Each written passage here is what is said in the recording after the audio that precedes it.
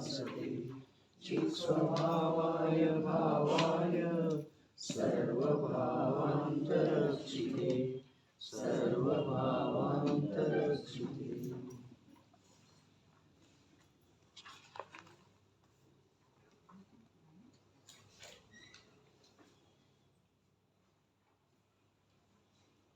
ಸಮಯ ಸಾರ ಪರಮಾಗಮದ ಮೇಲೆ ಆಚಾರ್ಯ ಶ್ರೀ ಅಮೃತಚಂದ್ರ ದೇವ ವಿರಚಿತ ಆತ್ಮಖ್ಯಾತಿ ಟೀಕೆಯ ಮಧ್ಯದೊಳಗೆ ಉದಿಸಿ ಬಂದಿರುವಂಥ ಕಲಶ ರೂಪದ ಕಾವ್ಯಗಳ ಮೇಲೆ ರಾಜಮಲ್ಜಿ ಪಾಂಡೆಯವರು ಬರೆದಿರುವ ಬಾಲಬೋಧಿನಿ ಟೀಕೆಯ ಸ್ವಾಧ್ಯಾಯ ನಡೆದಿದ್ದೇ ಇದೆ. ನಿರ್ಜರ ಅಧಿಕಾರದ 5ನೇ ಕಲಶವಿದೆ. ಸಮ್ಯಕ್ ದೃಷ್ಟಿ ಸ್ವಯಮಯಮಹಂ ಜಾತು ಬಂಧೋ ನಮೇಶ ಇತ್ಯುಕ್ತಾನೋ ತುಲಕವದನಾ ರಾಗಿಣೋ ವ್ಯಾಚರಂತು ಆಲಂಬಂತಾಂ ಸಮಿತಿ ಪರತಾಂ ಹೇಯತೋರ್ಯಾಪಿ ಪಾಪಾ ಆತ್ಮಾನಾತ್ಮಾವಗಮವಿರಹಾತ್ ಸಂತಿ ಸಮ್ಯಕ್ ತ್ವರಿತಾ.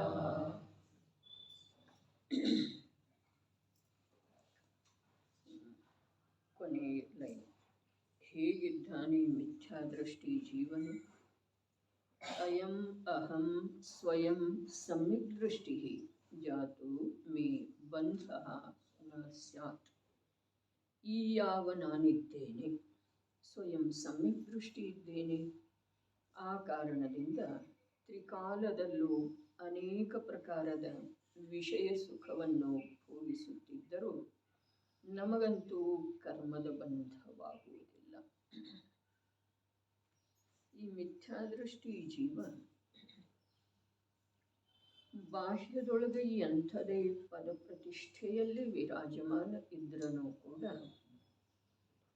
ಕರ್ಮ, ಆತ್ಮ, ಉದ್ಗಲ, ವರ್ಗಣ ಯಾವ ಶಬ್ದ ಎಂದೂ ಕೇಳಿರದಿದ್ರೂ ಕೂಡ ಈ ಪ್ರಕಾರದ ಅಭಿಪ್ರಾಯ ಅವನಲ್ಲಿ ಇರ್ತಿದೆ. ಯಾವ ಪ್ರಕಾರದ? ನಾನು ಸಮ್ಯಕ್ ದೃಷ್ಟಿ ಇದ್ದೇನೆ.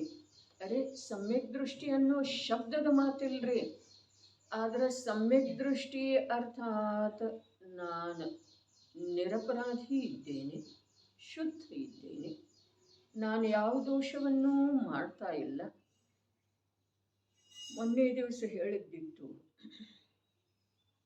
ಯಾವುದನ್ನ ದೋಷರೂಪವಾಗಿ ತನ್ನ ಮನಸ್ಸು ಸ್ವೀಕಾರ ಮಾಡ್ತಿದೆಯಲ್ಲ ಅದನ್ನು ಕೂಡ ಈ ಸಮಯಕ್ಕೆ ಇದನ್ನು ಮಾಡಲೇಬೇಕು ಅಂಥೇಳಿ ಅವನ ಮಿಥ್ಯಾ ಬುದ್ಧಿ ಹೇಳ್ತಿದೆ.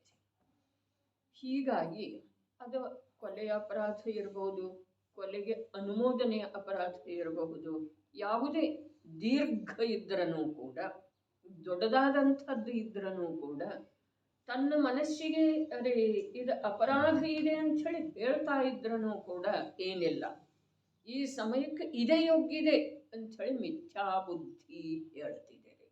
ಅರ್ಥಾತ್ ಮಾಡುವಂಥ ಪ್ರತಿಯೊಂದು ಚಿಕ್ಕ ದೊಡ್ಡ ಅಪರಾಧ ಅವ ಅಪರಾಧ ಅಲ್ದ ಬೇರೆ ಏನು ಮಾಡೋದನ್ನು ಸಾಧ್ಯ ಇಲ್ಲ.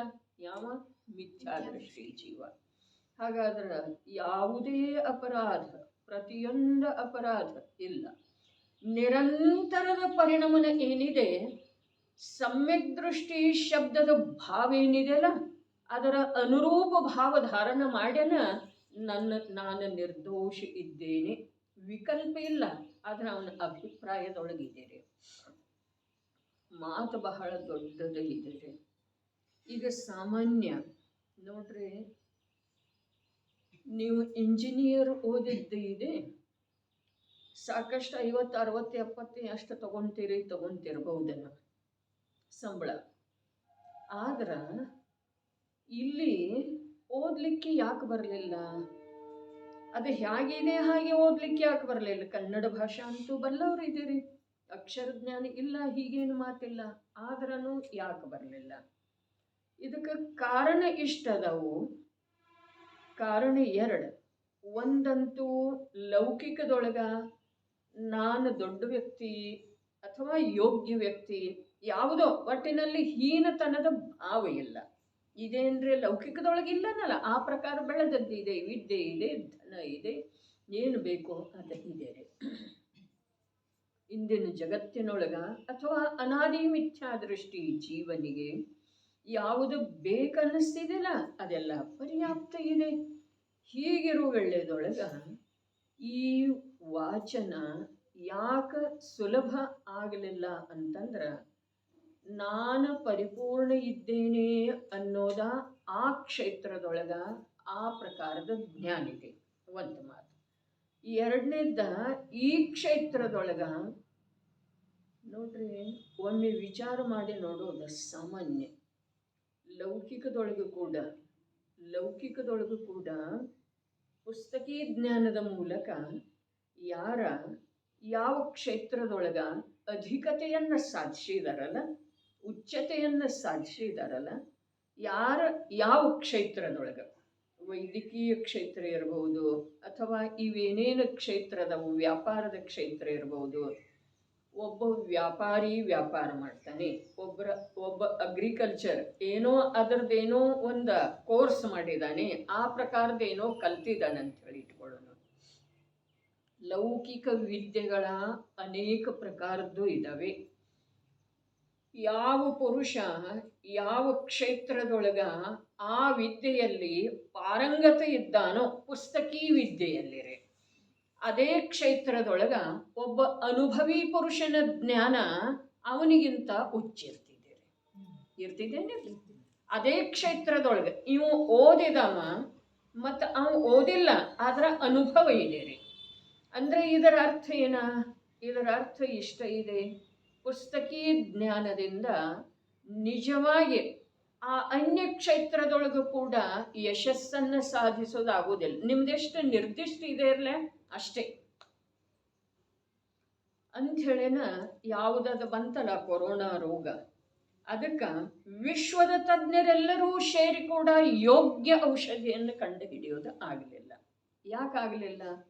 ಯಾಕಾಗಲಿಲ್ಲ ಅಂತಂದ್ರೆ, ಆ ಪುದ್ಗಲದ ಶಾಸ್ತ್ರ ಏನಿದೆ ಅಲ್ಲ, ಅದು ನವೀನ ಪರಮಾಣುಗಳಲ್ಲಿ ನವೀನ ಪರಮಾಣುಗಳ ಪರ್ಯಾಯ ಉತ್ಪನ್ನ ಆಗ್ತಾ ಇರ್ತವ್ರಿ. ಅವುಗಳನ್ನೆಲ್ಲ ತಿಳಿಯೋದ ಮತ್ತು ಅವುಗಳಿಗೆ ಪ್ರತಿಕಾರ ಯಾವ ಪರಮಾಣುವಿನಿಂದ ಅಥವಾ ಸ್ಕಂಧದಿಂದ ಆಗ್ತಿದೆ ಅನ್ನೋದರ ಜ್ಞಾನ ಕೇವಲ ಆತ್ಮಸ್ಥ ಯಾವ ಸರ್ವಜ್ಞ ಇದ್ದಾನೋ ಆ ಜೀವ ಮಾತ್ರ ತಿಳಿಯೋ ಸಾಧ್ಯ ಇದೆ. ಅಂದರೆ ಇಲ್ಲಿ ನನ್ನ ಹೇಳುವ ಅಭಿಪ್ರಾಯ ಇಷ್ಟೇ ಇದೆ, ಯಾವುದೇ ಕ್ಷೇತ್ರದೊಳಗ ಪುಸ್ತಕೀ ಜ್ಞಾನ ಏನಿದೆಯಲ್ಲ ಅದ ಅಷ್ಟೇ. ಎಷ್ಟಿದೆಯಲ್ಲ, ಕುದುರೆಗೆ ಕಣ್ಣು ಕಟ್ಟಿ ಹಾಕಿರ್ತಾರಲ್ಲ, ಆ ಕಡೆ ಈ ಕಡೆ ನೋಡಬಾರ್ದಂತ ಹೇಳಿ, ಅಷ್ಟೇ ನೋಡ್ತಿದ್ದೀರಿ ಅದ. ಅದೇ ಪ್ರಕಾರ ಈ ಶಾಸ್ತ್ರಜ್ಞಾನದೊಳಗೂ ಕೂಡ ಶಾಸ್ತ್ರ ಏನು ಮಾಡ್ತಿದೆ ಅಷ್ಟೇ ನೋಡ್ತಾನೆ ಶಾಸ್ತ್ರಜ್ಞ. ಅದರಿಂದ ಆ ಕಡೆ ಈ ಕಡೆ ನೋಡುವುದಿಲ್ಲ. ಅಂದ್ರೆ ಶಾಸ್ತ್ರದಲ್ಲಿ ಏನು ಹೇಳಿದಾರೋ ಅದೇ. ಈಗ ಸಂಪದದೊಳಗೆ ಎಂಥ ಅದ್ಭುತ ಮಾತು ಬಂತು, ವ್ಯಯ ಆಗ್ತಿದೆಯಲ್ಲ ಪರ್ಯಾಯ, ವಿಕಾರಿ ಪರ್ಯಾಯ, ಅದು ವಿಕಾರಿ ಪರ್ಯಾಯ ರೂಪದಿಂದ ಪ್ರಕಟ ಇರ್ತಿದೆ. ಮರು ಸಮಯದೊಳಗೇನು ವ್ಯಯ ಆಗ್ತಿದೆ ಅಲ್ಲ, ಆ ವ್ಯಯ ಆದಂಥ ಪರ್ಯಾಯ ಎಲ್ಲಿ ಹೋಗ್ತಿದೆ?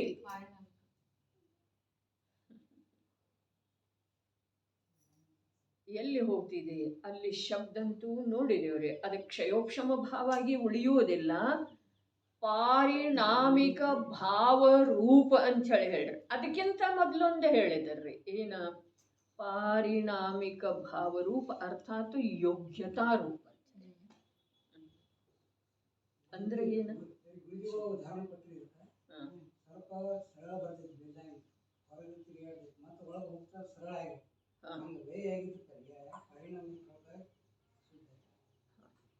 ಈಗ ನೋಡ್ರಿ, ಪಾರಿಣಾಮಿಕ ಭಾವ ಇಲ್ಲಿ ಅದೇನು ಶಬ್ದ ಬಂದಿದೆಯಲ್ಲ, ಆ ಶಬ್ದದೊಳಗಿದೆ ಬ್ರಹ್ಮಾಂಡರೇ, ಜಿನವಾಣಿಯ ರಹಸ್ಯ. ಪಾರಿಣಾಮಿಕ ಭಾವ ಆಗುವುದಿಲ್ಲ, ಅದ ಪಾರಿಣಾಮಿಕ ಭಾವ ಯೋಗ್ಯ ಆಗ್ತಿದೆ. ಈ ಶಬ್ದದೊಳಗೆ ಏನಿದೆ ರಹಸ್ಯ? ಅರೆ, ಆತ್ಮಜ್ಞ ಪುರುಷನ ಜ್ಞಾನ ವಸ್ತುವಿಗೆ ಸಂಬಂಧಿಸಿದ ಹಾಗೆ ಸೂಕ್ಷ್ಮಾತಿ ಸೂಕ್ಷ್ಮದೊಳಗೂ ಕೂಡ ಅತ್ಯಂತ ಸ್ಪಷ್ಟ ಇರ್ತದೆ. ಸೂಕ್ಷ್ಮಾತಿ ಸೂಕ್ಷ್ಮದೊಳಗೂ ಕೂಡ ಅತ್ಯಂತ ಸ್ಪಷ್ಟ. ಯಾವುದು ಹೊರಗೆ ಬಂದಿದೆ ಅದು ಒಳಗೆ ಹೋಗುವ ವೇಳೆದೊಳಗೆ ಹೇಗಿತ್ತು ಹಾಗೇ ಆಗಿ ಹೋಗಿದೆ.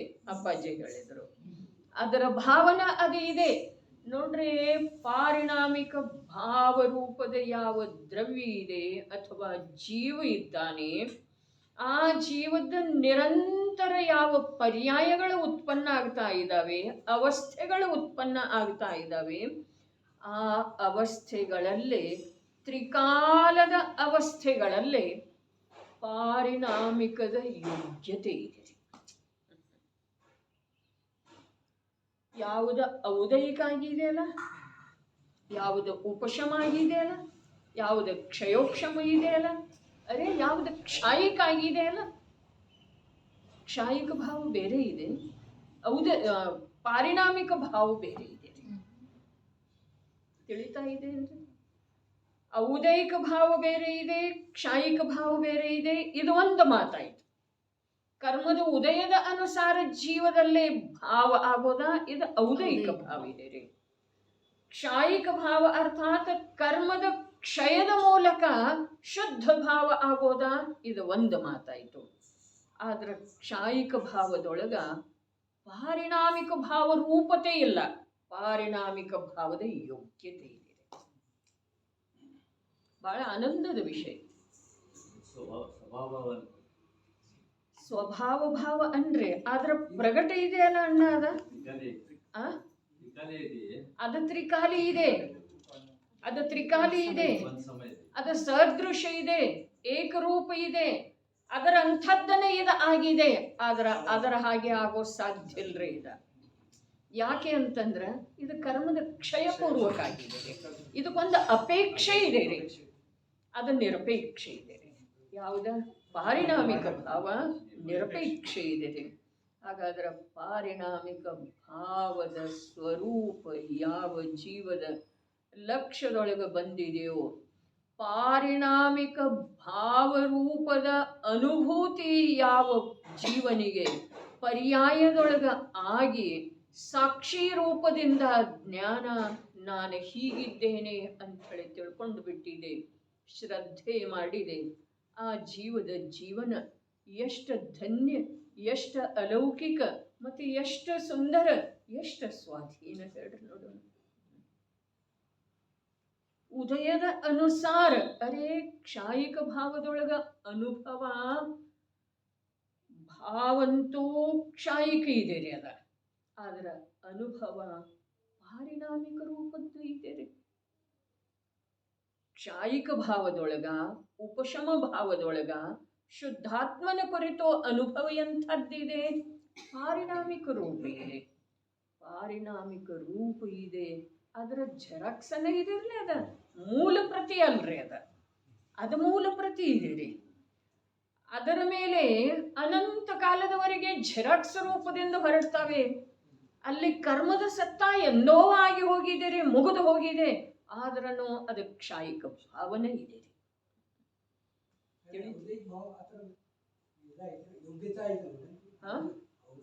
ಔದಯಿಕ ಭಾವದೊಳಗ ಪಾರಿಣಾಮಿಕ ಭಾವದ ಯೋಗ್ಯತಾ ಐತಿ ಅಲ್ಲ, ವ್ಯಯ ಆಗ್ತಿದೆಯಲ್ಲ, ಅವಾಗ ಆ ಯೋಗ್ಯತಾ ರೂಪ ಆಗಿ ಹೋಗ್ತಿದೆ.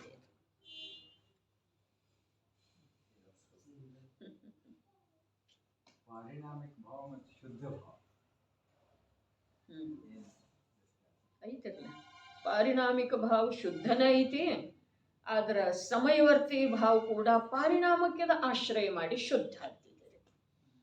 ವ್ಯತ್ಯಾಸ ಏನ, ಅದ ಪಾರಿಣಾಮಿಕ ಭಾವ ತ್ರಿಕಾಲ ಶುದ್ಧ ಇದೆ, ಮತ್ತು ಅದರ ಆಶ್ರಯ ಮಾಡುವಂತಹ ಭಾವವನ್ನು ಕೂಡ ಶುದ್ಧ ಭಾವ ಅಂತ ಹೇಳಿ ಹೇಳ್ತಾರೆ. ಶುದ್ಧ ಭಾವದ ಅರ್ಥ ಎರಡದವ್ರೆ, ಒಂದು ತ್ರಿಕಾಲಿ ಶುದ್ಧ, ಒಂದು ಅದರ ಆಶ್ರಯ ಮಾಡಿ ಆಗಿರುವಂಥ ವರ್ತಮಾನದ ಶುದ್ಧ. ಇದು ಶುದ್ಧ ಇದೆ, ಆದ್ರ ಪಾರಿಣಾಮಿಕ ಇಲ್ಲ, ಅದು ಪಾರಿಣಾಮಿಕ ಇದೆ ಮತ್ತು ಶುದ್ಧ ಇದೆ. ತಿಳಿತಂತ? ಶುದ್ಧ ಭಾವ ಪಾರಿಣಾಮಿಕ ಇಲ್ಲ, ಶುದ್ಧ ಇದೆ, ಈ ಮಾತ ಸತ್ಯ. ಅದು ಪಾರಿಣಾಮಿಕ ಇದೆ, ಶುದ್ಧ ಇದೆ ರೀ. ಯಾವಾಗ? ತ್ರಿಕಾಲದಲ್ಲೂ ಶುದ್ಧ ಇದೆ, ಅದು ಅಖಂಡ ಇದೆ, ಇದು ತುಂಡು ತುಂಡು ಇದೆ. ವ್ಯತ್ಯಾಸ. ಇದು ಅಶುದ್ಧತೆಯ ನಾಶದ ಮೂಲದ ಉತ್ಪನ್ನ ಆದದ್ದಿದೆ, ಅದಕ್ಕೆ ಅಶುದ್ಧತೆ ಎಂದು ಸ್ಪರ್ಶ ಮಾಡೇ ಇಲ್ಲ. ಅದಕ್ಕೆ ಶುದ್ಧ ಆಗಬೇಕಾಗಿಲ್ಲ, ಇದು ಶುದ್ಧ ಆಗಿದೆ. ಪರ್ಯಾಯದೊಳಗೆ ಇನ್ನು ಶುದ್ಧಿ ಬಂದಿದೆಯಲ್ಲ, ಇದು ಶುದ್ಧ ಆಗಿದೆ ರೀ. ಅದು ಶುದ್ಧ ಆಗಬೇಕಾದದ್ದಿಲ್ಲ, ಅದು ಶುದ್ಧವೇ ಇದೆ. ಇದು ಅಶುದ್ಧತೆಯ ಅಭಾವ ಮಾಡಿ ಶುದ್ಧ ಆದದ್ದು ಇದೆ, ಇದು ಅದರ ಆಶ್ರಯ ಮಾಡಿ ಶುದ್ಧ ಆದದ್ದಿದೆ. ಅದು ಯಾವುದರದೋ ಆಶ್ರಯ ಇಲ್ಲದನ್ನು ಶುದ್ಧ ಇದೆ. ಅದು ಕ್ಷಾಯಿಕ ಭಾವಕ್ಕ ಯಾವುದೇ ಕಾರಣದಿಂದ ಪಾರಿಣಾಮಿಕ ಭಾವ ಅನ್ಲಿಕ್ಕೆ ಬರುವುದಿಲ್ಲ. ಔದೈಕ ಭಾವಕ್ಕಂತೂ ಅನ್ಲಿಕ್ಕೆ ಬರುವುದಿಲ್ಲ. ಇನ್ನು ಉಪಶಮ ಭಾವ ಏನಿದೆ ಅದು ಕ್ಷಾಯಿಕದ ಹಾಗೇನೇ ಇದೆ.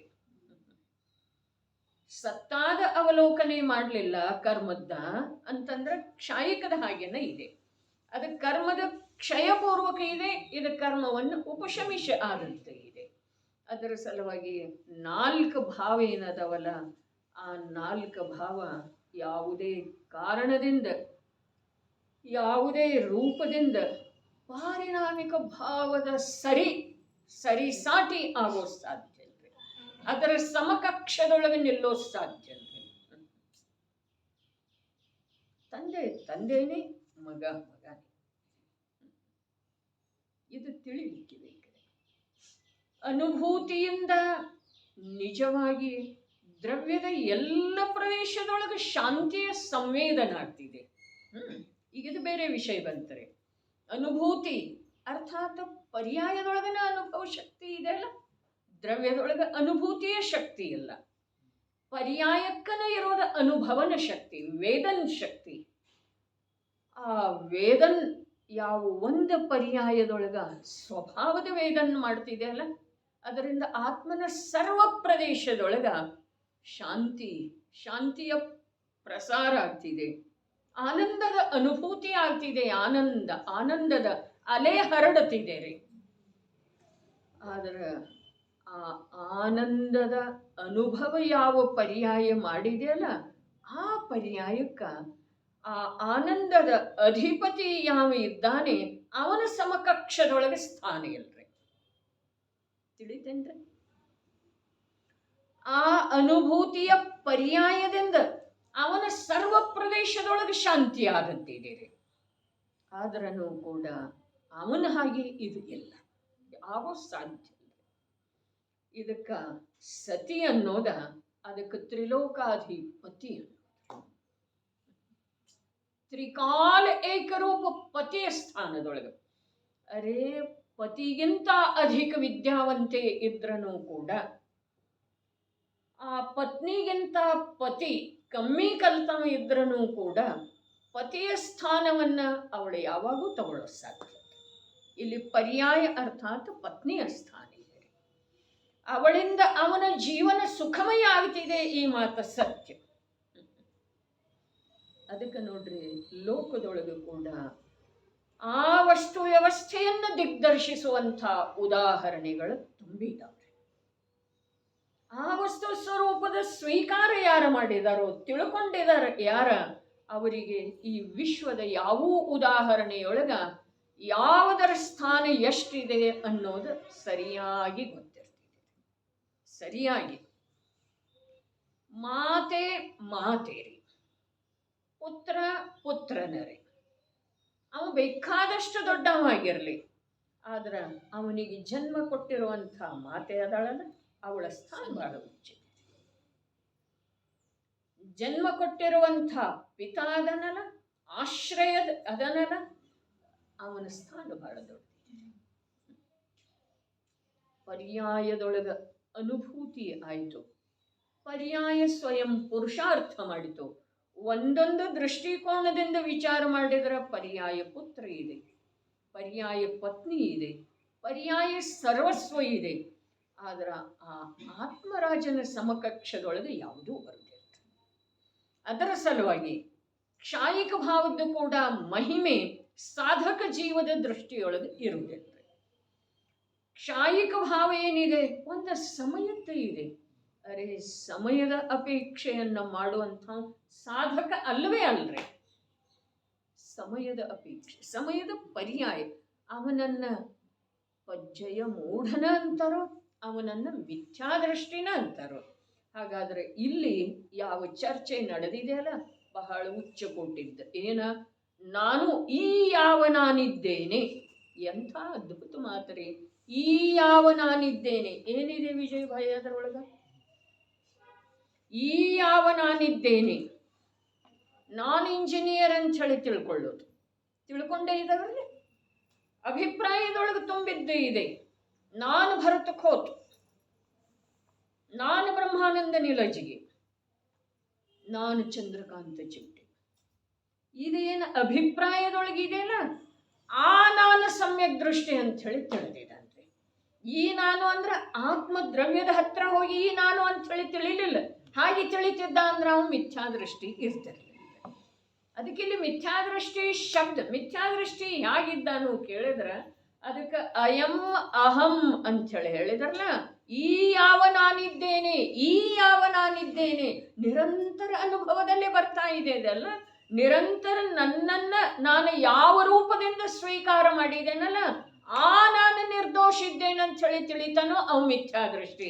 ಇಲ್ಲಿ ಟೊಡರ ಮಲ್ಲರ ಕಡೆಗೆ ಹೋದರೆ ವಸ್ತು ಸ್ವರೂಪ ಹೇಗಿದೆ ಹಾಗೆ ಯಾವ ತಿಳಿಯುವುದಿಲ್ಲ.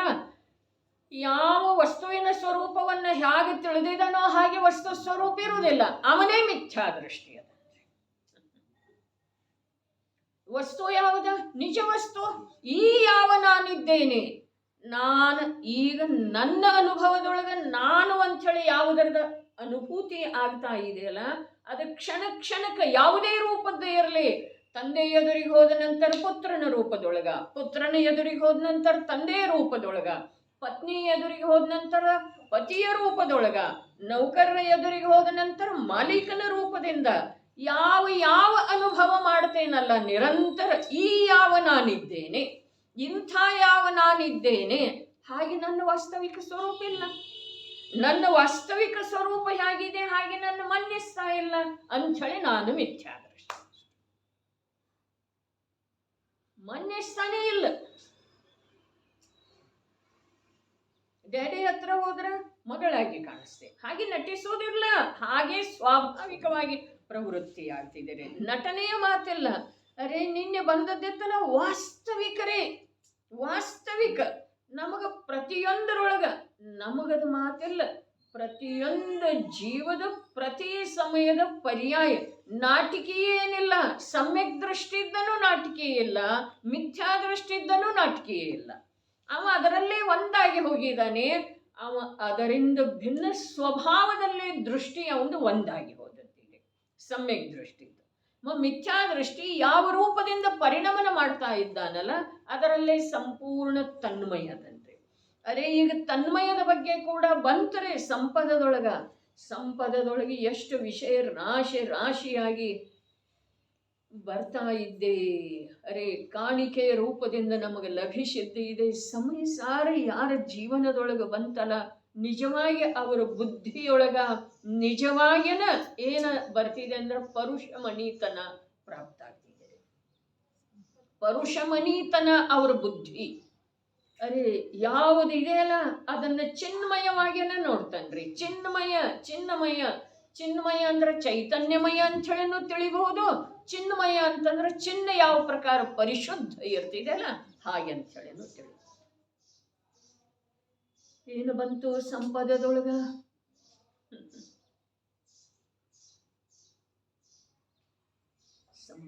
ಸಂಪದನ ಇದೆ ರೀ. ಬಹಳ ಅದ್ಭುತ. ಜೀವದ ಉಪಯೋಗದ ಏಕಾಗ್ರತೆ ಬೇಕು. ನಿಧಿ ಪ್ರಾಪ್ತ ಆದವರ ಹಾಗೆ ಪ್ರಮೋದದ ಭಾವ ಬೇಕು.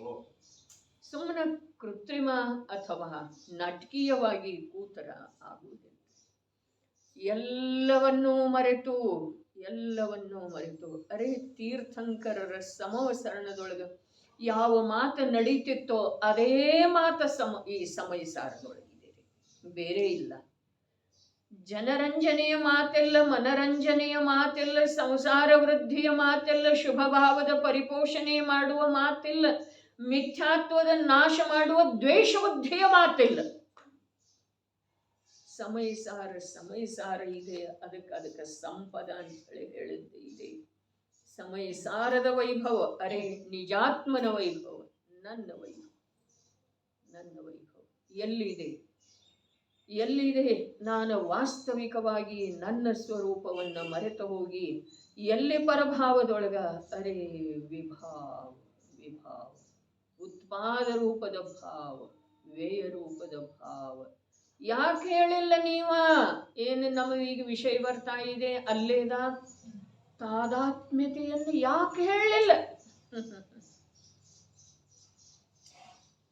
ತಾದಾತ್ಮ್ಯನ ಅದನ್ನಲ್ಲ ಇವ ಅನಾದಿ ಕಾಲದಿಂದ.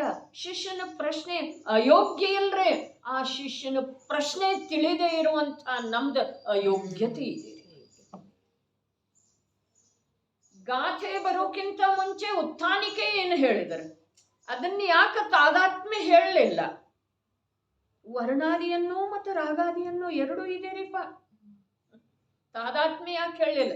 ತಾದಾತ್ಮ್ಯ ರೂಪದಿಂದನೇ ನಡ್ಕೊಂಡು ಬರ್ತಾ ಇದ್ದಾನಲ್ಲ, 1 ದಿವಸ 2 ದಿವಸದ ಮಾತಿಲ್ಲ, ಅನಂತ ಕಾಲದಿಂದ. ಹಾಗೆ ಇದ್ರೂ ನೀವು ತಾದಾತ್ಮ್ಯ ಯಾಕೆ ಹೇಳಲಿಲ್ಲ? ಪ್ರಶ್ನೆಗೆ ಗಾಥೆಯ ಮೂಲಕ ಆಚಾರ್ಯ ಭಗವಂತರ ಉತ್ತರ ಇದೆ. ಆಮೇಲೆ ಅದರದ ವಿವೇಚನೆ ಇದೆ. ಓದುವುದ್ರಿ, ಕನ್ನಡವನ್ನು ಬಿಟ್ಟ ಬೇರೆ ಯಾವುದು ನೀವು ಮಾಡಲೇ ಇಲ್ಲಲ್ಲ, ಆದ್ರೂ ಕೂಡ ನೀವಿಲ್ಲಿ ತಡವರಿಸ್ತೀರಿ. ಯಾಕೆ ಅಂತಂದ್ರೆ ನಮಗೆ ವಿಷಯದ ಅದರ ಜೊತೆಗೆ ಯಾವ ಪ್ರಕಾರದ ಪ್ರಮೋದ ಭಾವ, ಅರೆ ನಿಧಿ ಸಿಕ್ಕ ಹಾಗೆ ನೋಟ್ ಇಟ್ಕೊಳ್ಳುವುದರೊಳಗೆ ತಡವರಿಸ್ತೀರಿ, ಎಣಸೋದ್ರೊಳಗೆ ತಡವರಿಸ್ತೀರಿ. ಬೆಲೆ ಬಾಳುವಂಥ ಒಂದು ವಸ್ತುವನ್ನ ಪೇಟೆಯಿಂದ ತರ್ತಾ ಇರೋ ವೇಳೆದೊಳಗೆ ಮೈ ಮರಿತೀರಿ. ಮತ್ತಿಲ್ಲಿ ಓದಿದ್ದಾಗಲಿ ಅಥವಾ ಓದೋ ವೇಳೆದೊಳಗಾಗಲಿ ಅಶುದ್ಧತೆ ಯಾಕೆ ಹೇಳ್ರಿ? ಅದನ್ನ ನಮ್ಮದೇ ಆದಂಥ ಅಸಾವಧಾನತೆಯನ್ನ ಅಥವಾ ಇದರ ಕುರಿತಾಗಿ ಇರಬೇಕಾದಂಥ ಶ್ರದ್ಧಾ ಭಕ್ತಿ ಇಲ್ಲ ಅನ್ನೋದನ್ನ ದರ್ಶಿಸ್ತಿದೆ. ಏನದರೊಳಗೆ ಕಠಿಣ ಮಾತಂತೂ ಇಲ್ಲ. ತನ್ನ ಮಾತು ಕಠಿಣ ಇರ್ತಿದ್ದಾರೆ. ತಾನು ಓದಿರುವಂಥ ಕನ್ನಡ ಶಬ್ದಗಳನ್ನು ಉಚ್ಚರಿಸುವುದು ಕಠಿಣ ಇದೆ. ಕಣ್ಣು ಸುರಕ್ಷಿತ ಇದೆ. ನಾಲಿಗೆ ಬೇಕಾದ ಹಾಗೆ ಅದರಲ್ಲೇ ಅಲಗಾಡುವಂತಹ ಸಾಮರ್ಥ್ಯ ಇದೆ. ಆದ್ರೂ ಯಾಕೆ ತಪ್ತೇವೆ? ಇನ್ನೊಂದು ರೀತಿಯಿಂದ ಹೇಳಿದರ ಲೌಕಿಕ ವಿದ್ಯೆಗಳೆಲ್ಲ ಸುಲಭದವು, ಸಾಮಾನ್ಯದವು, ಅನಾದಿ ಕಾಲದಿಂದ ಅನಂತ ಬಾರಿ ಮಾಡಿದ್ದು ಅದವು ಅಂಥೇಳಿ ಅಲ್ಲಿ. ಮತ್ತೆ ಇನ್ನೊಂದಂತಂದ್ರೆ ರುಚಿ ಇದೆ ರೀ ಅಲ್ಲಿ. ಅದನ್ನೇ ಮುಖ್ಯ ಹೇಳಬೇಕಾಗೋದು. ಅನಾದಿ ಕಾಲದಿಂದ ಮಾಡಿದ್ದು ಅದವು, ಅನಂತ ಬಾರಿ ಮಾಡಿದ್ದು ಅದವು ಅಂಥೇಳಿ ಅಲ್ಲಿ ಎಲ್ಲರಿಗಿಂತ ಮುಂದೆ 99% ಮಾರ್ಕ್ ತಗೊಳ್ತೀರಿ. ಮತ್ತು ಇಲ್ಲಿ ಅದೇ ಕನ್ನಡ ಮಾಧ್ಯಮ, ಮನೆಯಲ್ಲಿ ತಾಯಿ ತಂದೆ ಕನ್ನಡ, ಮಾತೃಭಾಷೆ ಕನ್ನಡ ಇದ್ರೂ ಕೂಡ ಇಲ್ಲಿ ಸಂಬಂಧ ಅನ್ಲಿಕ್ಕೆ ಬರುವುದಿಲ್ಲ, ಸಂಬಂಧ ಅಂತೀರಿ. ಇರುವುದಿಲ್ಲರಿ. ಕ್ಷಯೋಪಕ್ಷಮಿಕ ಇರೋದಿಲ್ಲ. ಸುಧಾತಾಯಿ ಮರಾಠಿಯವರಂತೂ ಕ್ಷಯೋಪಕ್ಷಮಿಕನ ಅಂತಾರ್ರಿ. ಕ್ಷ ಯಾಕಿದೆ ಅಲ್ಲಿ? ಕ್ಷಯೋಪಶಮಿಕ. ಶಂಕರ ಶ ಇದೆ ರೀ ಅಲ್ಲಿ, ಕ್ಷ ಇಲ್ಲ. ಕ್ಷತ್ರಿಯನ ಕ್ಷ ಇಲ್ಲ. ಮತ್ತೊಂದೇನಾಗಿದೆ ಅಂತಂದ್ರೆ ಕಾಲೇಜ್ ಓದಿದವರ, ಡಿಗ್ರಿ ಓದಿದವರ ಕನ್ನಡ ಬಿಟ್ಟು ಹೋದ್ರಲ್ಲ ಓದೋದನ್ನ. ಹೀಗಾಗಿ ಅದರದ ಸಂಸ್ಕಾರ ಬಿಟ್ಟು ಹೋಯ್ತು. ಅದರ ಸಲುವಾಗಿ ಮೂಲದ ಸಂಸ್ಕಾರ ಏನಿದೆಯಲ್ಲ, ಅರೆ ದ್ರವ್ಯದ ಸಂಸ್ಕಾರ ಇದ್ದ ನಂತರ ಪರ್ಯಾಯದೊಳಗೆ ಶುದ್ಧಿ ಯಾಕಾಗ್ತಿದ್ದೀರಿ? ಇಲ್ಲಿ ಭಾಷಾದ ಮೇಲಿಂದ ಇಲ್ಲಿ ಬಂದರೆ ದ್ರವ್ಯದ ಸಂಸ್ಕಾರ ಯಾರಿಗಿದೆ ಅವ್ರಿಗೆ ಪರ್ಯಾಯದೊಳಗೆ ಅಪರಾಧ ಆಗೋದನೇ ಇಲ್ಲ, ದೋಷ ಆಗೋದನೇ ಇಲ್ಲ. ಅದಕ್ಕೆ ಎಲ್ಲದಕ್ಕೂ ಮೂಲ ಏನಿದೆ, ಅದು ಯಾವುದು ಶಾಶ್ವತ ಇದೆಯೋ ಅದು. ಇಂಗ್ಲಿಷ್ ಆಮೇಲೆ ಕಲ್ತ್ರಿ ನೀವು, ಕಾರಣವಶಾತ್ ಕಲ್ತ್ರಿ. ಕನ್ನಡ ಹೇಗೆ ಕಲ್ತ್ರಿಪ್ಪ? ಹೇಗೆ ಕಲ್ತೇವ್ರಿ ಕನ್ನಡ? ಗುರ್ಲಸೂರನ್ನ ಹೇಗೆ ಕಲ್ತೇವು? ಪುಸ್ತಕ ಓದೋಕ್ಕಿಂತ ಮೊದಲು ಕನ್ನಡ ಮಾತಾಡ್ತಿದ್ದೇವಲ್ಲ, ಅಪ್ಪ ಅಮ್ಮ ಅಜ್ಜಿ ಯಾರದಾರ ಅವ್ರ ಜೊತೆಗೆಲ್ಲ ಕನ್ನಡ ಅದು ನಮ್ದು ಮೂಲ ರೀ. ಇವೆಲ್ಲ ಮಧ್ಯದೊಳಗೆ ಕಾರಣವಶಾತ್ ಬಂದು ರೀ. ಹಿಂದಿ ಬಂತು, ಇಂಗ್ಲೀಷ್ ಬಂತು, ಏನೇನು ಬಂತು, ವ್ಯಾಕರಣ ಬಂತು, ಏನು ಬಂತದೆಲ್ಲ ಮೂಲವನ್ನು ಯಾರು ಗಟ್ಟಿಯಾಗಿ ಹಿಡಿದಿದ್ದಾರೋ ಅದನ್ನು ದೃಷ್ಟಾಂತ ರೂಪದಿಂದ, ದ್ರವ್ಯವನ್ನು ಯಾರು ಗಟ್ಟಿಯಾಗಿ ಹಿಡಿದಿದ್ದಾರೋ, ದ್ರವ್ಯದ ಮೇಲೆ ಯಾರು ದೃಷ್ಟಿ ಇಟ್ಟಿದ್ದಾರೋ, ಭಲೆ ಶುದ್ಧ ಅವಸ್ಥೆ ಇರಲಿ, ಸಾಧಕ ಅವಸ್ಥೆ ಇರಲಿ, ಅರೇ ಪರ್ಯಾಯದೊಳಗ ಆ ಅವಸ್ಥೆಗಳ ಪೂರ್ಣತೆಯನ್ನು ಪಡೆದಿರುವಂಥವ್ರ ಕುರಿತಾಗಿ ಅಥವಾ ಪೂರ್ಣತೆಯ ಕಡೆಗೆ ತಲುಪ್ತಾ ಇರುವಂಥವ್ರ ಕುರಿತಾಗಿ, ಅರೇ ಚತ್ತಾರಿ ದಂಡಕದೊಳಗ ಸಾಧು ಅಂಥೇಳಿ ಬರ್ತಿದೆಯಲ್ಲ, ಸಾಹು ಮಂಗಲ, ಸಾಹು ಉತ್ತಮ, ಸಾಹು ಶರಣ. ಪ್ರತ್ಯಕ್ಷ ಸಾಧು ಅಂದ್ರೆ ಹೇಗಾದರು? ನಾನು ನೋಡ್ತಾ ಇದ್ದ ಹಾಗೆ ಹೋದ್ರು. ಎಲ್ಲಿ ಹೋದ್ರು? ಸಿದ್ಧಾಲಯಕ್ಕೆ ಹೋದ್ರು. ಸಾಧು ಯಾರ? ಅಲ್ಲಿ ಅದೆಲ್ಲ ಮಾತು ಬಂತಾರೆ ವಿಕಲ್ಪದೊಳಗೆ, ಬುದ್ಧಿಯೊಳಗೆ. ಸಾಧು ಯಾರ ಸಾಧು ಅಂಥೇಳಿ ಲೋಕದೊಳಗೆ ಸಾಧು ರೂಪದಿಂದ ಗುರುತಿಸಲ್ಪಟ್ರೋ ಆವಾಗ ಅವ್ರ ಒಳಗೆ ಸಿದ್ಧನ ಇದ್ದರು. ದ್ರವ್ಯ ರೂಪದಿಂದ ಅಲ್ಲ, ಪರ್ಯಾಯ ರೂಪದಿಂದ. ತಿಳಿತಾರೆ? ಸಾಧು ಅಂಥೇಳಿ ಲೋಕದೊಳಗೆ ಯಾವಾಗ ಕಾಣಿಸಿಕೊಂಡ್ರೋ ಆವಾಗ ಅವರ ದ್ರವ್ಯ ರೂಪದಿಂದ ಅಲ್ಲ, ಪರ್ಯಾಯ ರೂಪದಿಂದ ಸಿದ್ಧ.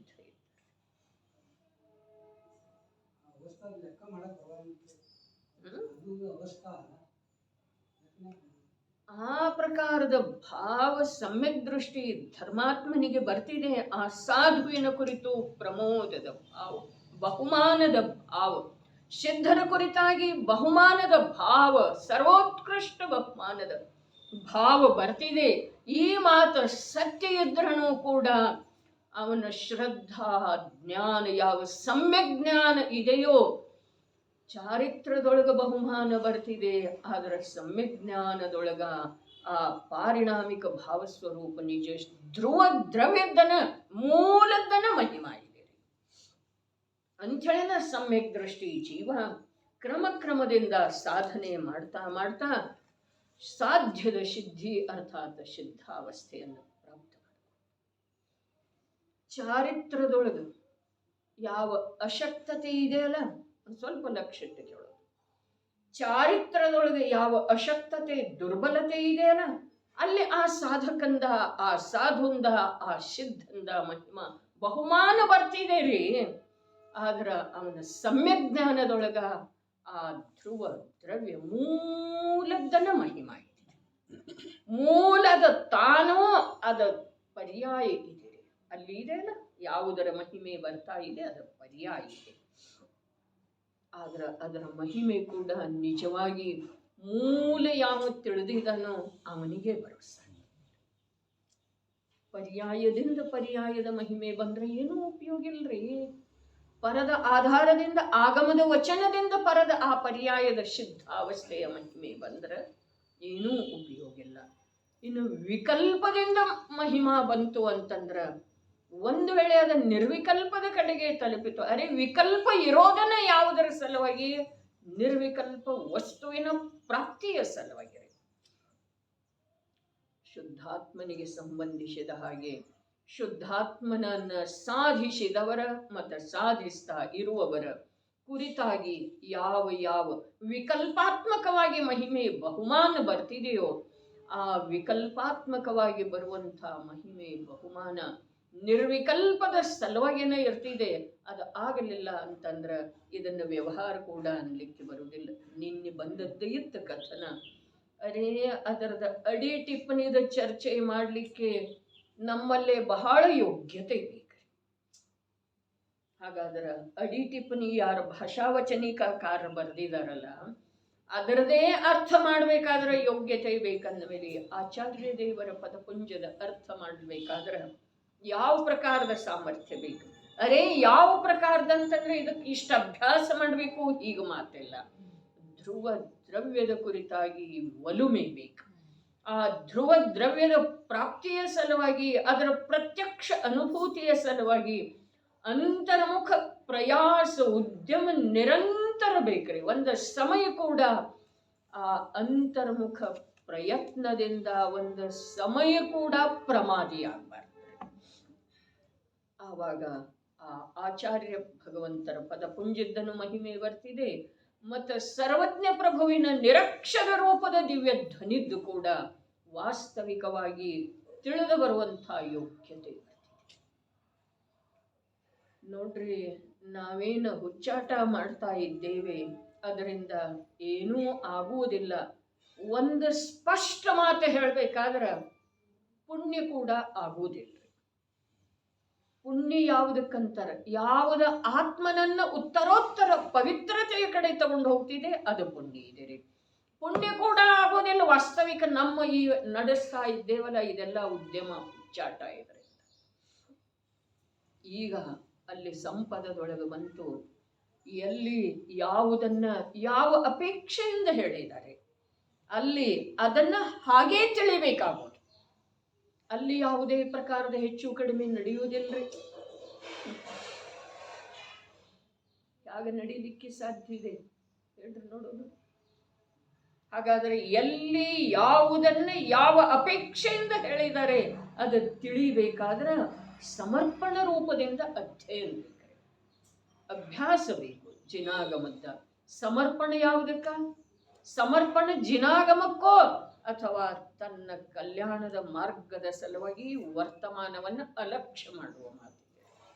ವರ್ತಮಾನ ಪರ್ಯಾಯವನ್ನ ಅಲಕ್ಷ್ಯ ಮಾಡೋದಿದೆ. ಮೊನ್ನೆ ಹೇಳಿದ್ದಿತ್ತು, ಈ ಮಾತನ್ನ ನಂಬದೆ ನಾವಿಲ್ಲಿ ಏನು ಸಾಧಿಸವರದೇವು ಭಗಚಂದ್ರ. ಆ ಮಾತಿನ ಬಗ್ಗೆ ವಿಚಾರ ಮಾಡಬೇಕು. ಆ ಸಮಯಕ್ಕೆ ಪ್ರಭಾವ ಆಯ್ತ್ರಿ. ಈ ಮಾತನ್ನ ನಂಬದೆ ಏನು ನಾವು ಪ್ರವೃತ್ತಿ ಮಾಡ್ತಾ ಇದ್ದೇವೆ ಆ ಪ್ರವೃತ್ತಿಯಿಂದ ಏನು ಸಾಧಿಸೋದಿದೆ ಶಶಿಕಾಂತ್? ಏನನ್ನ ಸಾಧಿಸುವ ಸಲುವಾಗಿ ಇದನ್ನ ಅಲಕ್ಷ್ಯ ಮಾಡ್ತಾ ಇದ್ದೇವೆ ಅಥವಾ ನಂಬತಾ ಇಲ್ಲ? ಏನನ್ನ ಸಾಧಿಸುವ ಸಲುವಾಗಿ? ಬಿನ್ ಪಗಾರಿ ಮಜೂರಿ ಸಲುವಾಗಿ ಏನಿದೆ? ಪಗಾರ ಏನಿದೆ? ಆತ್ಮಾರಾಮನಿಗೆ ಪಗಾರ ಏನಿದೆ ರೀ? ಸಂಬಳ ಏನಿದೆ? ಇದೆಲ್ಲ ದುಡಿತಾ ಇದ್ದಾನಲ್ಲ ಆತ್ಮಾರಾಮನಿಗೆ, ಎಲ್ಲ ಇಲ್ಲೇ ಬಿಟ್ಟು ಹೋಗ್ತಾನಲ್ಲ, ಆ ವೇಳೆದೊಳಗೆ ಅವನಿಗೆ ತಗೊಂಡು ಹೋಗುವಂಥದ್ದೇನಿದೆ ಇದರಲ್ಲಿ? ಈ ವಿದ್ಯೆ, ಈ ಧನ, ಈ ಪರಿವಾರ, ಅವರ ಸಂತೋಷದ ಸಲುವಾಗಿ ಎಷ್ಟೆಷ್ಟು ಪ್ರಯತ್ನ ಮಾಡ್ತಾ ಇದ್ದೇವೆ. ಸಮರ್ಪಣೆ ಜೀವನ ಇದೆ, ಅದರಲ್ಲಿ ಸಾಧಿಸೋದೇನಿದೆ? ಆತ್ಮನಿಗೆ ಸಿಗೋದೇನಿದೆ? ಸಂಬಳ ರಹಿತ ಏನಿದೆ? ಅದ ದುಡಿಮೆ ಇದೆ ರೀ. ನರಕದೊಳಗೆ ಹೋಗೋದ ಅದಂತೂ ಇದೇನಲ್ಲ, ನರಕದೊಳಗೆ ಹೋಗೋದಿದೆ, ನಿಗೋದದೊಳಗೆ ಹೋಗೋದಿದೆ. ನರಕದೊಳಗೆ ಹೋಗೋದು ಬಹಳ ಭಯಾನಕ ಅಲ್ಲ ಮರಿ. ನರಕದೊಳಗೆ ಹೋಗೋದು ಬಹಳ ಭಯಾನಕ ಅಲ್ಲ. ನಿಗೋದದೊಳಗೆ ಹೋಗೋದು, ಕೈಯಿಲ್ಲ, ಕಾಲಿಲ್ಲ, ಕಣ್ಣಿಲ್ಲ, ಹೇಳ್ಬೇಕಂದ್ರೆ ನಾಲಿಗೆ ಇಲ್ಲ, ವಾಚಾ ಶಕ್ತಿ ಇಲ್ಲ, ಏಕೇಂದ್ರಿಯದೊಳಗೆ ಹೋಗೋದು. ಅರೆ ಶರೀರಾದಿಗಳ ಸ್ಥಿತಿ ಬಿಡ್ರಿ, ಒಂದ್ ಶರೀರದೊಳಗೆ ಅನಂತ ಜೀವ ಇದ್ರೆ ಇರೋನು. ಆದ್ರೆ ಏನಿಲ್ಲ, ಏನಾದ್ರೂ ಒಳ್ಳೆಯದನ್ನ ನೋಡ್ಬೇಕು, ಯಥಾರ್ಥವನ್ನ ನೋಡ್ಬೇಕಂದ್ರೆ ಕಣ್ಣಿಲ್ಲ, ಯಾರ ಹತ್ರನಾದ್ರೂ ತಕರಾರು ಹೇಳ್ಬೇಕಂತಂದ್ರ ಬಾಯಿಲ್ಲ, ಏನಾದ್ರೂ ನನ್ನ ಕಥೆಯನ್ನು ಕೇಳ್ಬೇಕಂದ್ರ ಕಿವಿ ಇಲ್ಲ, ಗಂಟು ಬಿಡಿಸ್ಕೊಳ್ಬೇಕಂದ್ರ ಕೈ ಇಲ್ಲ, ಓಡಿ ಹೋಗ್ಬೇಕಂದ್ರ ಕಾಲಿಲ್ಲ. ಹಾಗಿದ್ರೆ ಏನು ಮಾಡೋದು ಹೇಳಿ? ಹಾಗೇ ಆಗೋದಿದೆ ಸ್ಥಿತಿ ನಿಗೋದದೊಳಗಡೆ. ಒಂದ್ ದಿವಸ, 2 ದಿವಸ, 1 ವರ್ಷ, 2 ವರ್ಷ ಅಲ್ಲ, ಅನಂತ ಕಾಲ. ಅನಂತ ಕಾಲ ನಮಗ ಭಯ ಉತ್ಪನ್ನ ಆಗ್ತಾ ಇಲ್ಲ. ಯಾಕ ಅಂತಂದ್ರೆ ನಮಗೆ ತಿಳಿತಾ ಇಲ್ಲ ಅದರದ ಮರ್ಮ, ಅದರದ ರಹಸ್ಯ ತಿಳಿತಾ ಇಲ್ಲ. ಕಲ್ಪನಾ ಮಾಡ್ಕೊಳ್ಳೋದು ಸುಮ್ಮನೆ ಕೂತಲ್ಲೇ ಅಥವಾ ನಿದ್ದೆ ಬರುವುದಿಲ್ಲಲ್ಲ, 1 ತಾಸು ಹೊಳ್ಳಾಡೋದಾಗ್ತೈತಿ, ಬೇಗ ಎಚ್ಚರ ಆಗಿ ಬಿಡ್ತಿದೆ ನಶಿಕಲೆ. 1 ತಾಸು, 2 ತಾಸು, 3:15 ಎಚ್ಚರ ಆಗ್ತಿದೆ, 2:15 ಎಚ್ಚರ ಆಗ್ತಿದೆ. ಏನು ಮಾಡೋದ?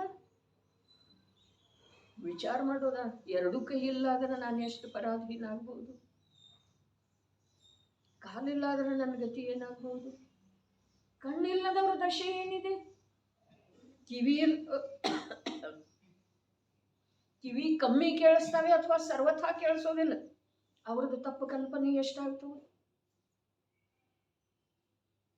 ಹಾಗಾದ್ರೆ ಏನೂ ಇಲ್ಲ, ಕಿವಿ ಇಲ್ಲ, ಕಣ್ಣಿಲ್ಲ, ಕೈ ಇಲ್ಲ, ಕಾಲಿಲ್ಲ, ನಾಲಿಗಿಲ್ಲ.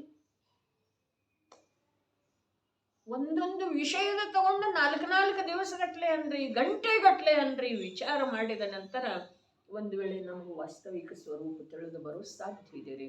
ನಾವು ಕೇಳ್ತೇವೆ, ಈ ಕಡೆಯಿಂದ ಕೇಳ್ತೇವೆ, ಈ ಕಡೆಯಿಂದ ಇಲ್ಲೇ ಬಿಡ್ತೇವೆ, ಮತ್ತು ನಮ್ದೇನಿದೆ ಅದನ್ನ ಸುರಕ್ಷಿತ ತಗೊಂಡು ಮಿಥ್ಯಾ ಮನ್ನಣೆಯನ್ನ. ಹೇಗಿದ್ದಾನೆ ಮಿಥ್ಯಾ ದೃಷ್ಟಿ ಜೀವನು.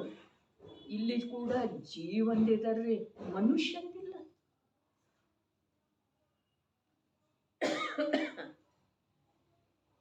ಅಯಂ ಅಹಂ, ಈ ಯಾವ ನಾನಿದ್ದೇನೆ, ಈ ಯಾವ ನಾನಿದ್ದೇನೆ, ಈ ಯಾವ ಅರ್ಥಾತ್ ಈ ಸಮಯದಲ್ಲಿ ನನ್ನನ್ನು ನಾನು ಯಾವ ರೂಪದಿಂದ ತಿಳ್ಕೊಂಡಿದ್ದೇನೆ, ಯಾವ ರೂಪದಿಂದ ಅನುಭವ ಮಾಡ್ತಾ ಇದ್ದೇನೆ. ಈ ಎಲ್ಲ ಅನುಭವದ ಹಿಂದೆ ನನ್ನದು ಇದಕ್ಕೆ ಸಂಬಂಧಿಸಿದ ಹಾಗೆನ ತನ್ಮಯತೆ ಇದೆ. ಈ ಯಾವ ನಾನು ಇದ್ದೇನೆ, ನಾನಂದ್ರೆ ನಿಜವಾಗಿ ನಾನು ಎಂಥ ಇದ್ದೇನೆ. ಅದಕ್ಕೆ ಮೈ ಕೌನಹು ಆಯಾ ಕಹಾಸೆ ಔರ ಮೇರಾ ರೂಪ ಕ್ಯಾ. ನಾನು ಯಾರನ್ನೋದು ಬೇಕು. ಭವ್ಯಾಮೃತದೊಳಗೆ ಏನು ಹೇಳಿದ್ರು? ಇದು ಪುದ್ಗಲ ಅಚೇತನ. ಇದು ಅಂದ್ರೆ ಅನಾದಿ ಕಾಲದಿಂದ ಈ ಅರ್ಥಾತ್ ಯಾವುದರ ಹತ್ರ ನಾನಿದ್ದೇನಲ್ಲ, ಯಾವುದರ ಅನುಭವ ಮಾಡ್ತಾ ಇದ್ದೇನಲ್ಲ, ಅದು ಪುದ್ಗಲ ಇದೆ, ಅದು ಚೇತನ. ಅದು ಅಂದ್ರೆ ಯಾವ್ದ? ಇದುವರೆಗೆ ನನ್ನ ಲಕ್ಷ್ಯದೊಳಗೆ ಬರಲಿಲ್ಲ, ಅದರ ಹತ್ರ ಹೋಗಲಿಲ್ಲ. ಇದು ಅಂದ್ರೆ ಹತ್ರ ಇರೋದ, ಅದು ಅಂದ್ರೆ ದೂರ ಇರೋದ. ಇದ ಚೇತನ ಪುದ್ಗಲ, ಅದು ಚೇತನ. ಅದು ಚೇತನ ಯಾವ್ದ? ಅರೇ ಅನಂತ ಸರ್ವಜ್ಞ ಭಗವಂತರ ಹೇಳಿದಾರಲ್ಲ, ಅದು ಚೇತನ, ಅದು ನಾನಿದ್ದೇನೆ. ಈ ಯಾವ ಅರ್ಥಾತ್ ನಿರಂತರ ನನ್ನ ಅನುಭವದಲ್ಲಿ ಅರೇ ಹುಳು ಆಗಿರುವಳೆದೊಳಗು ಹುಳು ರೂಪದಿಂದ ಅನುಭವ ಮಾಡಿದ್ದೇನೆ. ಕ್ರಿಮಿ ಆಗಿರುವಳೆದೊಳಗೆ ಕ್ರಿಮಿ ರೂಪದಿಂದ, ಮನುಷ್ಯ ಆಗಿರುವಳೆದೊಳಗೆ ಮನುಷ್ಯ ರೂಪದ. ಅರೆ ಮಿಥ್ಯಾದೃಷ್ಟಿ ಜೀವದ ವ್ಯಾಖ್ಯಾನ ಬಹಳ ದೊಡ್ಡದಿದೆ. ನಿಜವಾಗಿ ಸಮ್ಯಕ್ ದರ್ಶನದ ಮೋಕ್ಷ ಮಾರ್ಗದ ಮೋಕ್ಷದ ಏನು ವ್ಯಾಖ್ಯಾನ ಇದೆಯಲ್ಲ, ಅದಕ್ಕೆ ವಿರುದ್ಧವಾಗಿ ತಿಳಿದ್ರೆ ಅದೆಲ್ಲವೂ ಮಿಥ್ಯಾದೃಷ್ಟಿ ಇದೆ. ಅಲ್ಲಿ ಬೇರೆ ಬೇರೆ ಅದವ್ರೆ, ನ್ಯೂನಾಧಿಕತೆ ಇದೆ. ಇಲ್ಲೇನಿದೆ? ಮೋಕ್ಷದ ಏನು ಸ್ವರೂಪ ಆಗಮದಲ್ಲೆಲ್ಲ ಹೇಳಿದ್ದಾರೆ. ಸಿದ್ಧರ ಸ್ವರೂಪ, ಸಾಧಕರ ಸ್ವರೂಪ, ಮೋಕ್ಷ ಮಾರ್ಗದ ಸ್ವರೂಪ, ಭೇದ ವಿಜ್ಞಾನದ ಸ್ವರೂಪ, ವಸ್ತು ವಿಜ್ಞಾನದ ಸ್ವರೂಪ ಏನೇನು ಹೇಳಿದಾರಲ್ಲ, ಅದರಿಂದ ವಿರುದ್ಧ ಮುಖ ಮಾಡಿದ್ದೇನಿದೆ ಅದೆಲ್ಲ ಮಿಥ್ಯ. ಅದರ ಸಲುವಾಗಿ ಸಮ್ಯಕ್ ದರ್ಶನದ, ಮೋಕ್ಷ ಮಾರ್ಗದ, ಭೇದ ವಿಜ್ಞಾನದ, ವಸ್ತು ವಿಜ್ಞಾನದ, ಅನಂತ ಕಾಲದವರೆಗೆ ಇರುವಂತಹ ಸಿದ್ಧಾವಸ್ಥೆಯಿಂದ ಎಲ್ಲಾ ಶೈಲಿಯನ್ನು ವರ್ಣನೆ ಇದೆ. ಅದಕ್ಕೆ ಸರಿಸಮ ಈ ಮಿಥ್ಯಾದೃಷ್ಟಿಯ ವರ್ಣನೆ. ಇವನ ತೂಕ ಬಹಳ ದೊಡ್ಡದಿದೆ, ಇವನ ಮಹಿಮಾ ಬಹಳ ದೊಡ್ಡದಿದೆ. ಅದಕ್ಕೆ ಈ ಯಾವ ನಾನಿದ್ದೇನೆ, ತನ್ನನ್ನ ತಾನು ಏನ ತಿಳಿದವ? ನಿರ್ದೋಷ ತಿಳಿದ. ದೋಷಿ ಯಾವುದ ಅನ್ನೋದು ಕೂಡ ಅವನಿಗೆ ಪರಿಚಯ ಇಲ್ಲ, ಅದರನ್ನು ಕೂಡ ತನ್ನನ್ನು ತಾನು ನಿರ್ದೋಷ. ಅರೇ ಸ್ವಯಂ ಸಮ್ಯಕ್ ದೃಷ್ಟಿ ಇದ್ದೇನೆ. ಇಲ್ಲಿ ಆಗಮದಲ್ಲಿ ಸಮ್ಯಕ್ ದೃಷ್ಟಿಯ ವ್ಯಾಖ್ಯಾನ ಏನೇನು ಮಾಡಿದಾರಲ್ಲ, ಅದರ ವಾಚ್ಯ ರೂಪದ ಭಾವ ಇವನಿಗೆ ಅಭಿಪ್ರಾಯದೊಳಗೆ ಇದೆ. ವರ್ತಮಾನ ಪರ್ಯಾಯದ ಜೊತೆಗೆ ತನ್ಮಯ ಇರುವೆಳೆದೊಳಗೆ, ಮೂರ್ಛಿತ ಇರುವೆಳೆದೊಳಗೆ ಸಮ್ಯಕ್ ದೃಷ್ಟಿಯ ವ್ಯಾಖ್ಯಾ ಏನು ಆಗಮದಲ್ಲೇ ಮಾಡಿದಾರೋ ಅದರ ವಾಚ್ಯ ರೂಪದ ಭಾವ ಇವನಿಗೆ ಸ್ವೀಕಾರ ಇದೆ. ಅರ್ಥಾತ್ ನಾನು ಸಮ್ಯಕ್ ದೃಷ್ಟಿ ಇದ್ದೇನೆ, ನಿರ್ದೋಷ ಇದ್ದೇನೆ, ನನಗೆ ಕರ್ಮ ಬಂಧ ಆಗುವುದಿಲ್ಲ. ಸಮ್ಯಕ್ ದೃಷ್ಟಿ ಜೀವ ಹಾಗೆ ತಿಳಿಯೋದನ್ನೇ ಇಲ್ರಿ. ಸಮ್ಯಕ್ ದೃಷ್ಟಿ ಜೀವ ನಾನು ಸಮ್ಯಕ್ ದೃಷ್ಟಿ ಇದ್ದೇನೆ ಅಂತ ಹೇಳಿ ತಿಳಿಯೋದಿಲ್ಲ. ಸಮ್ಯಕ್ ದೃಷ್ಟಿ ಜೀವ ನನಗೆ ಬಂಧ ಆಗುವುದಿಲ್ಲ ಅಂತ ಹೇಳಿ ತಿಳಿಯೋದಿಲ್ಲ. ಅರೇ ಬಂಧ ಆಗುವುದರ ಕುರಿತು ಅವನಿಗೆ ನಿರಂತರ ಬಂಧದ ಕಾರಣ ರೂಪದ ಯಾವ ಭಾವ ಇದೆಯಲ್ಲ, ಆ ಭಾವದ ಸ್ಪಷ್ಟ ಜ್ಞಾನ ಇದೆ ರೀ ಅವನಿಗೆ. ಅವ ನನಗೆ ಬಂಧ ಆಗುವುದಿಲ್ಲ ಅಂತ ಹೇಳಿ ತಿಳಿಯೋದನ್ನೇ ಇಲ್ಲ. ಬಂಧದ ಸಲುವಾಗಿ ಭಯಭೀತನ ಬಂಧದ ಕಾರಣ ರೂಪ ಭಾವದ ಸ್ಪಷ್ಟ ಜ್ಞಾನ ಇದೆ. ಅದು ಬೇಕಾದಷ್ಟು ಸೂಕ್ಷ್ಮ ಇರಲಿ. ನಕುಲ ಸಹದೇವರಿಗೆ ಆ ಜ್ಞಾನ ಇತ್ತೋ ಅಥವಾ ಇಲ್ರಿ? ಆ ಮುನಿರಾಜರ ಕುರಿತಾಗಿ ಯಾವ ಒಂದು ದಯೆಯ ಭಾವ, ರಾಗದ ಭಾವ, ಯಾವುದೋ ಒಂದು ಅಶುದ್ಧ ಭಾವ ಏನು ಉತ್ಪನ್ನ ಆಗಿತ್ತು, ಅದರದ ಸ್ಪಷ್ಟ ಜ್ಞಾನ ಅವರ ಸಮ್ಯಕ್ ಜ್ಞಾನದೊಳಗೆ ಇತ್ತೋ, ಅದು ಗೋಚರಿಸ್ತೋ ಅಥವಾ ಇಲ್ಲ? ದೋಷ ಯಾವ್ದ ಅನ್ನೋದು ಗೊತ್ತಿಲ್ಲ ಮಿಥ್ಯಾದೃಷ್ಟಿ ಈ ಜೀವಕ್ಕೆ. ಆದ್ರೆ ತನ್ನನ್ನು ತಾನು ನಿರ್ದೋಷ ಅಂತಾನೆ. ಅದಕ್ಕೆ ಮಿಥ್ಯಾದೃಷ್ಟಿಯ ಮಹಿಮೆ ಬಹಳ ದೊಡ್ಡದು. ಏನು ಹೇಳಿದ್ರೆ ಸ್ವಯಂ ಸಮ್ಯಕ್ ದೃಷ್ಟಿ ಇದ್ದೇನೆ. ಯಾರ?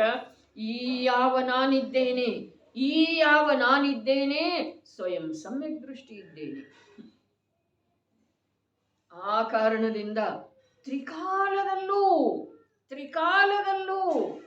ಇವೆಲ್ಲ ಬಹಳ ದೊಡ್ಡ ದೊಡ್ಡ ಅರ್ಥವನ್ನು ಹೊಂದಿದ್ದು. ಅದು ಅವುಗಳ ಅರ್ಥದವರೆಗೆ ತಲುಪುವ ಸಲುವಾಗಿ ಮಹಾನ ಸಾಹಸ ಬೇಕು. ಏನು ಹೇಳ್ರಿ? ತ್ರಿಕಾಲದಲ್ಲೂ ಅನೇಕ ಪ್ರಕಾರದ ವಿಷಯ ಸುಖವನ್ನು ಭೋಗಿಸುತ್ತಿದ್ದರೂ ನಮಗಂತೂ ಕರ್ಮಗಳ ಬಂಧವಾಗುವುದಿಲ್ಲ. ಕರ್ಮ ಬಂಧ ನಮಗಾಗ್ತಾ ಇದೆ ಅನ್ನೋದು ನಮಗೆ ಯಾವಾಗ ಸ್ವೀಕಾರ ಇದೆ? ಯಾವಾಗಿದೆ? ನಮಗೆ ಕರ್ಮ ಬಂಧ ಆಗ್ತಾ ಇದೆ ಅನ್ನೋದು ಯಾವಾಗ ಸ್ವೀಕಾರ ಇದೆ? ಇಲ್ಲವೇ ಇಲ್ಲ.